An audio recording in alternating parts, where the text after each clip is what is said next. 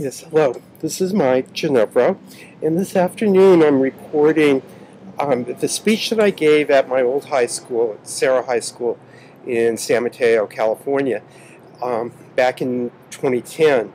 And it was a speech that I gave when I was when I was given an award for service, a kind of lifetime achievement award for service, public service from the school. And the speech was an incredibly powerful experience for me.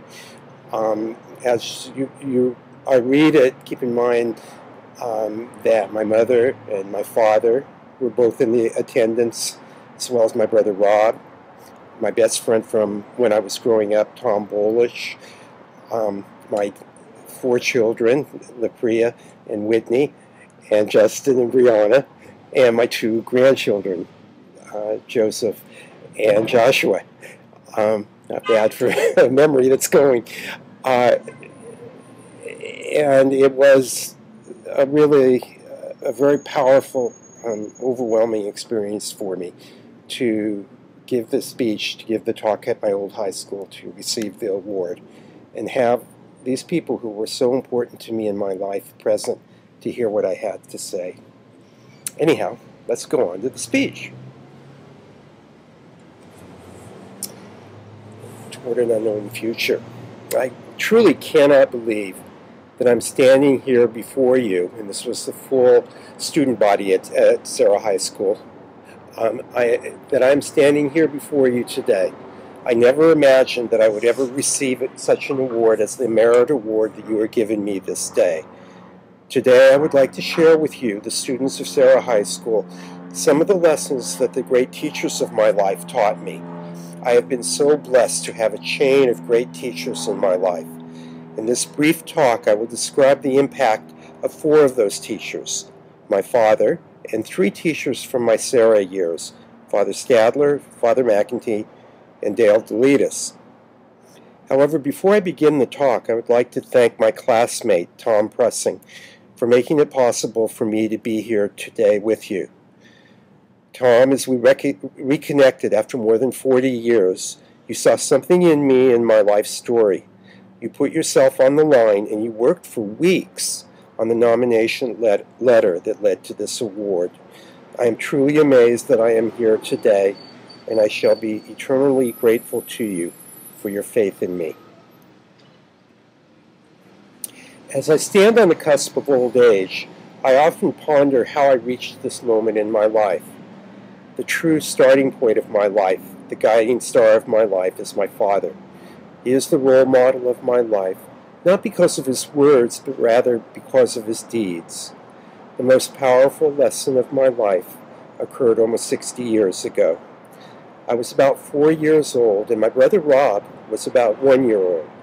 The family went on a trip to the Niles River Canyon. On a quiet summer afternoon, Rob somehow wound up in the river. Rob was drowning. All I remember is my father's long, spindly legs racing across the sand and into the water to save his son. My father does not swim. He had no idea how deep the water was. There was absolutely no hesitation, no thought for his own life or safety. The only thing that mattered was to save his son. And amazingly, both my father and my brother survived. At that moment, my father taught me the most important lesson of my life, that there are people and causes and values that are more important than life itself.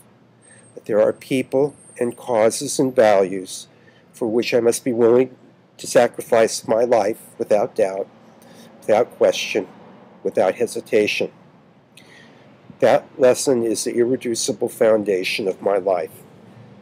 That lesson is the irreducible foundation of the role of service in my life. Dad, you are the role model of my life. You are my master teacher, and I can only hope to be worthy of your model and your lessons. I love you. As I worked on this talk, and oh, how I wish it could be a dialogue, I recalled the impact of so many other teachers on my life. For the next few moments, I will focus on 3 from Sarah High School. Father Stadler, Father McEntee, and Dale Deletus. Father Stadler, my senior English teacher, introduced me to the works of Albert Camus. Above all, he introduced me to La Peste, the plague, Camus' novel about the battle against the ravages of pneumonic plague in his native Algeria. As I read Camus over the ensuing decades, he came to embody the life of commitment as an artist for me. In Gordon Wright's phrase, and Wright was a European historian who taught at Stanford when I was there. In Gordon Wright's phrase, Camus' almost poetical prose is the impossible model for me as a writer, as an artist. I can never be Albert Camus. I can only be myself. However, as I work on one of the two great unfinished tasks of my life, my writing, Camus' work embodies a kind of Platonic ideal, an unreachable but living presence that guides my own struggle to express the lessons of my life in words and images. Father McEntee, my sophomore year religion teacher and my junior year history teacher, taught me that the irreducible core foundation of any relationship is trust. Without trust, there can be no relationship in any area of life. Trust is the standard to which I hold myself accountable in all the relationships of my life, with family, with friends, with business associates, with customers, with students. Father McEntee also introduced me to teaching in East Palo Alto.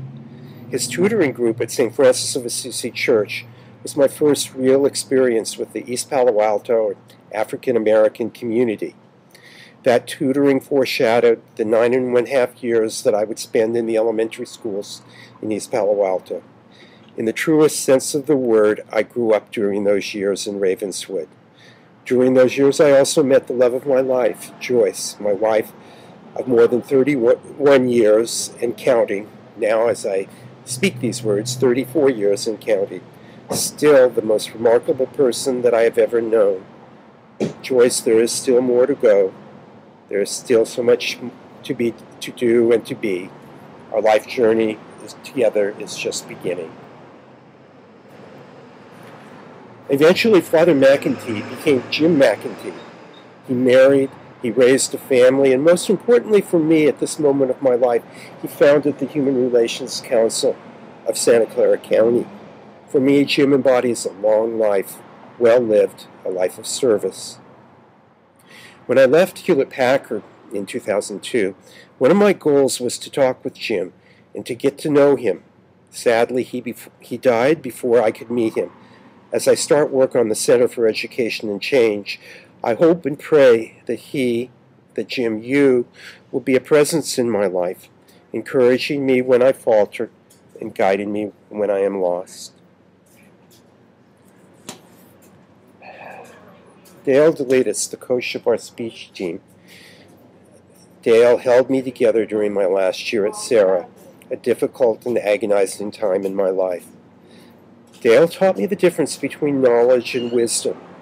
He taught me that no amount of book learning alone can give me wisdom. Wisdom emerges from the other sources deep within us.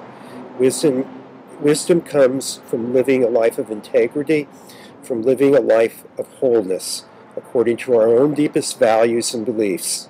For me, wisdom emerges from living a life of service to family, to friends, to community, to humanity, to God. I hope I have found some wisdom in my journey, and I pray that I can give that back to the world and to God. Finally, Dale introduced me to the poem Ulysses by Alfred Lord Tennyson.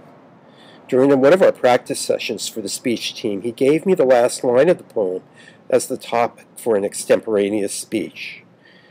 In the poem, an aging Ulysses calls on his friends for one last voyage into the unknown. The quiet life of retirement as an elder statesman is not for Ulysses. There are some men, and for my 3 daughters, some women, who are not meant for safe harbors.